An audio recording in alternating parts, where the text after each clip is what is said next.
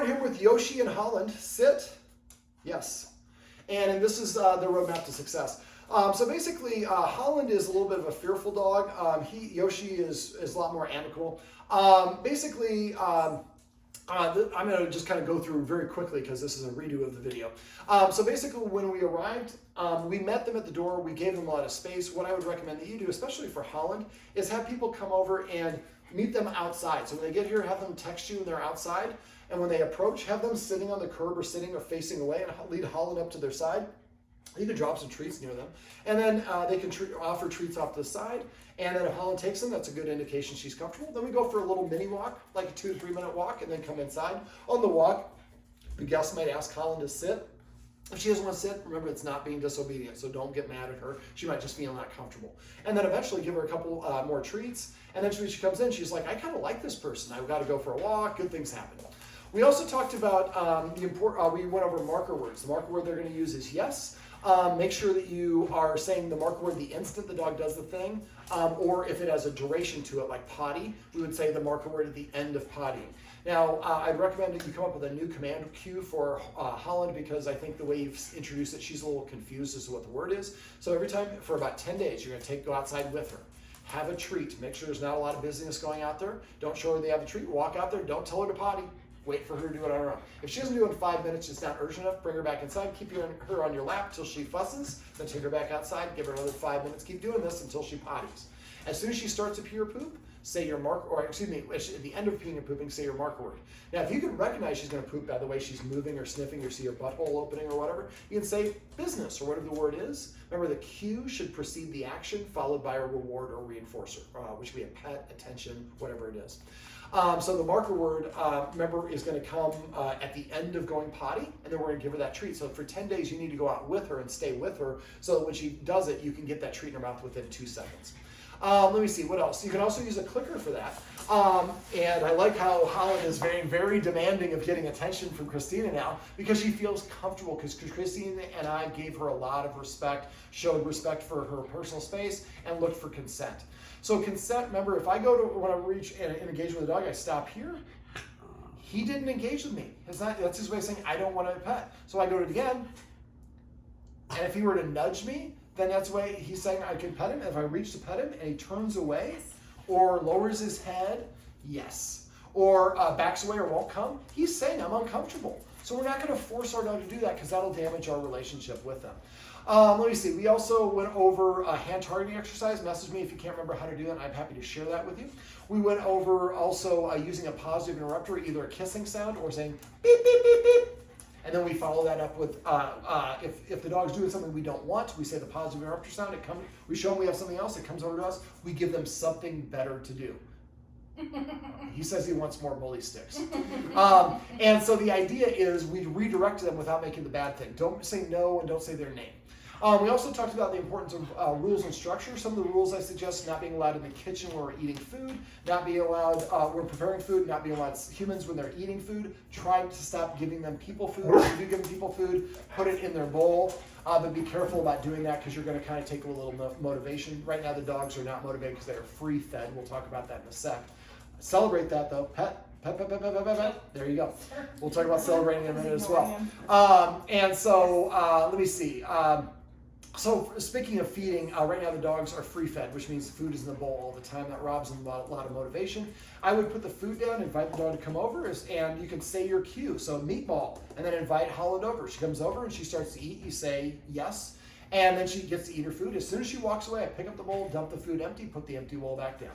After about a week of this, it'll take about a week or two before they get in a habit. Then you can switch over to using a snuffle mat. I would get a snuffle mat, Omega Paw Tricky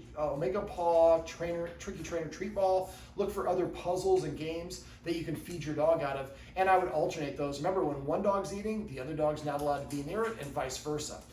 So for rules: not being allowed in the kitchen when we're preparing food, not being allowed around the humans when we're eating, not allowed to be around each other when they're eating.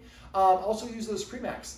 Sit before you open the door. Remember, for your dogs, they're going by the motion, so do the motion. Keep on saying the cue ahead of time. Eventually, if you want to check it, if you're the dog, I would go like this: sit.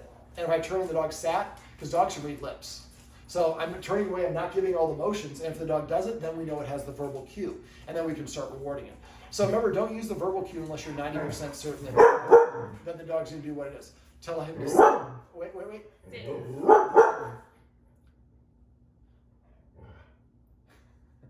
I would probably lean back and disengage at that point.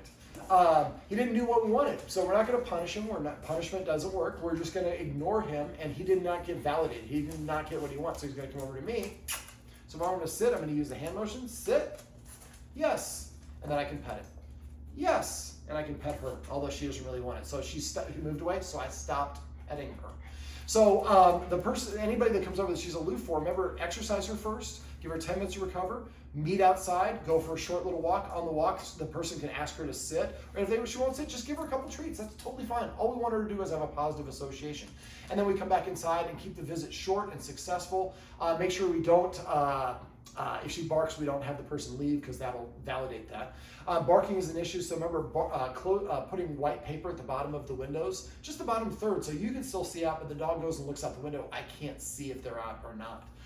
We also, so other pre-max is sit before I throw the ball for you, sit before I open the door, sit before I invite you on the couch, or I attach your leash, or whatever the case may be. Since ball, would you like to go play ball? Yeah, you don't know that word from me quite as much as from your guardians because I have a different inflection than they do. But if ball gets the dog excited, I would say ball 100 times a day if I don't want the dog to be excited. Remember, excited is not the same thing as happy. Let me see. We also went over different forms of exercise. Sniffing on walks, playing tug of war, and playing fetch. But remember, on fetch, ask the dog to sit or stop and settle down. Don't let the play go too crazy. Remember, 0 is asleep, 10 is the highest level of energy they have. Every time they pass level 5, they get a treat out. We stop the activity, we do hand targeting or whatever the exercise is, help them calm down, and then when they're relaxed, then we go back to playing it again. The idea is to physical exercise, so sniff walks, fetch, tug of war, combined with feeding out of a snuffle mat eventually. Tricky Trainer, Omega Paw Treat Ball. Omega Paw Treat Ball is what that's called. Scent games, the cookie in the corner that I showed you, and I have a video for that. If you forgot how to do it, message me. I'm happy to share that with you. Google scent games. There's so many different games that you can play.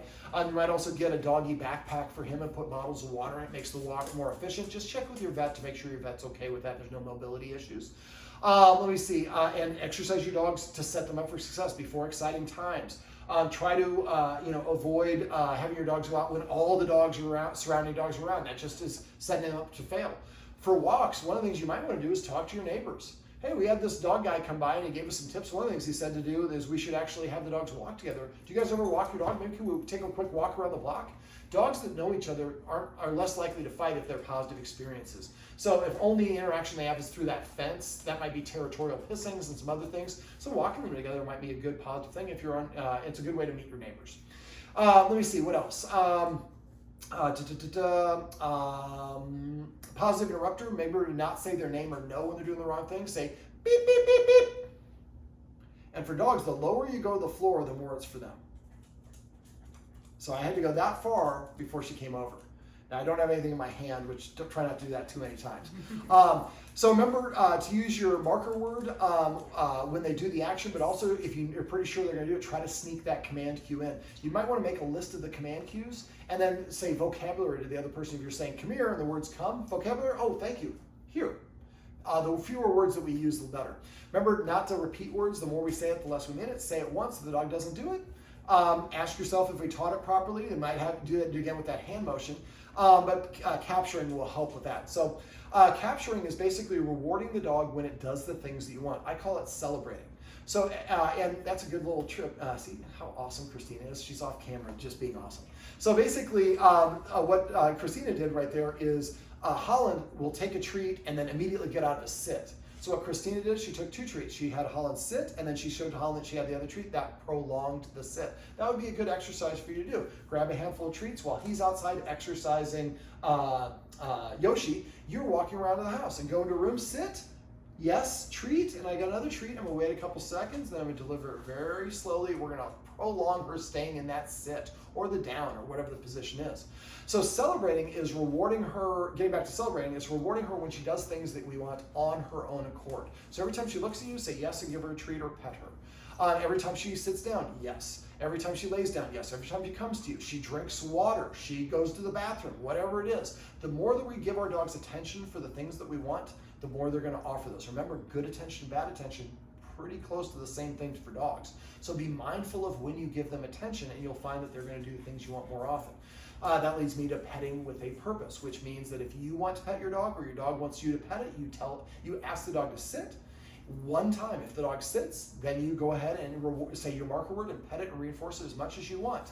After a while, the dog will start sitting to prepay for the attention. When it does, make sure you reward that. Use the watch word to paycheck if the dog is, if you see your partner's perhaps petting without a purpose, and even if they stop petting, they tell the dog to sit, and then they pet under the chin. You say marker word, pet under the chin, and then explain to the partner, I actually did it the right way, but thanks for reminding me. I do forget to pet with a purpose. Celebrating, that's the word I like to use for the passive training or capturing. So every time your dog comes, so if one of the dogs came to me and I didn't see it, somebody says celebrate, I just say by marker word, yes, and then pet the dog as quickly as I can. Be careful with her, she gets startled, so we don't want to move too fast towards her, but get in the habit of that, and eventually you want to be mindful so that if I'm here and Holland's walking towards me, as she's walking towards me, I say, come, she was already coming, and then when she gets here, I say yes, then I pet her. So coming to me is a good positive thing. For your yard, because your dog likes to bark at the other dogs, let Yoshi go out there and let him sniff, and then grab a warm piece of chicken, walk out in the middle of your yard, stand there, don't show him you have it, wait for him to come. When he comes, say yes, give him the treat, let him hang out and come back inside. Wait a minute, this time go one step earlier than that, do the same thing. After a while, you'll get to the door, you just open the door, he'll come running up because you coming to you represents I'm getting treats. And then when you want him to come inside, throw a treat inside, still let him go outside. Wait a minute, call him again. Try to do it 3 or 4 times. And eventually you throw 5 treats in here, and then you close the door, and then he's out for good. So coming to us does not always represent the end of fun. Teaching your dog new tricks and commands is also a great way to burn energy, so please don't discount that. Get a lick mat, get some edibles like bully sticks, kneecaps, those sort of things. Also make sure you have 3 levels of treats. A cookie treat is our level treat like Charlie Bears, and then a meat treat, and then a really strong smelling meat treat, and then vary them up. You might want to get something like this, so when the woman comes over that Holland's a little bit fearful of, we have it loaded up with great treats, and so Holland's going to be very motivated to want to listen to her because she can be paying off at any time. I'd like to see that you go, and hopefully we'll have Christina join you for the first one, go to a park, and Christina can kind of orchestrate this parallel walking that we talked about and show you how to read body language, and she can read that exact dog. And so that's going to give you like an insider, kind of like I have a friend who was on the all-girls team, and it was great for me with dating because as a boy, I don't know what to read the signs are. The girl, she'd be like, that girl's interested. She twirled her hair. I didn't know what to look for. Well, I had somebody who is an expert. So Christina can be that expert for you and help you set you up for success and also make you feel more comfortable because you have backup there. And then after you do that once or twice, then you feel comfortable enough to do it yourself. But remember, what we do is recreate situations where the dog feels comfortable, doesn't have a lot of options. Some of the options are what we want, and we reward the dog for doing it. Then we work our way back up to that real world situation. Let me see, what else? I think I mentioned Premax and rules earlier, but I can't remember if that was the first version we did record or not. So for rules, not allowed in the kitchen when we're preparing food, not allowed around the humans when we're eating food, not allowed around the other dog when it's eating, so the dog's going to see us shepherding them, and use those Premax. Premax is a less desirable behavior, earns me a more desirable behavior. I want to go outside, I tell the dog to sit, provided the dog knows how to sit. And I think your dogs know, again, another very astute observations by Christina, they probably know through motions. So keep on saying your cues, but eventually you turn your head away and say sit, and then if they do sit, then you know they did it. Then eventually we can drop that marker word. But having them sit before you let them in or out the door. And if they don't sit, walk away, wait 1 minute, come back, and then do the same thing. And this time we'll walk away and sit down for 2 minutes, and 4 minutes, and 8 minutes. For potty training, for about 10 days, make sure you take Holland outside and go out with her, have a high value treat, give her up to 5 minutes to potty. The time she's most likely to go is right after waking up, 3 minutes after eating, and 10 minutes after playtime. Take her out at those times. Also, if you're feeding her on a consistent basis, you'll write down what time the poops come. After a while, you'll know what that window is, and then you can actually, and I would have one word for pee and poop. I don't think there's any help to having a different distinction between the two. Am I right there? Yeah. Okay. Christina kind of rolled her eyes a little bit. Oh, She no, was I'm doing rolling it for my the eyes dog, at but I want to make sure, yes, coincidentally. Avoiding eye contact. And remember, any attention validating. So if they bark at you, if they paw at you, they're demanding attention. Instead, tell them to sit. If they sit, you say the marker word, and then they get the attention.